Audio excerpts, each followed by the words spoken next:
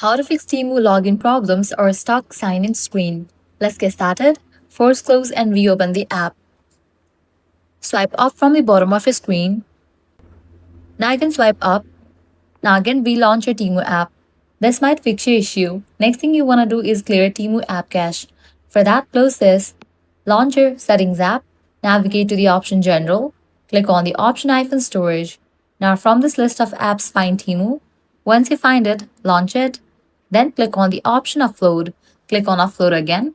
Wait for a few minutes and then click on Reinstall. With these, your problem might be fixed.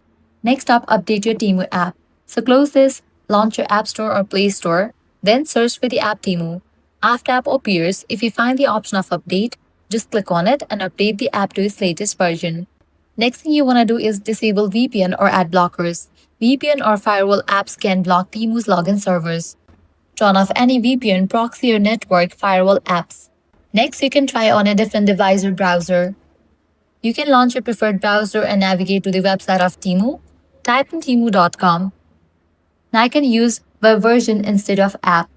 If none of these solutions work, you can navigate to this one website, TEMU Help Center. Now from here you can contact TEMU customer service team, explain about the issue.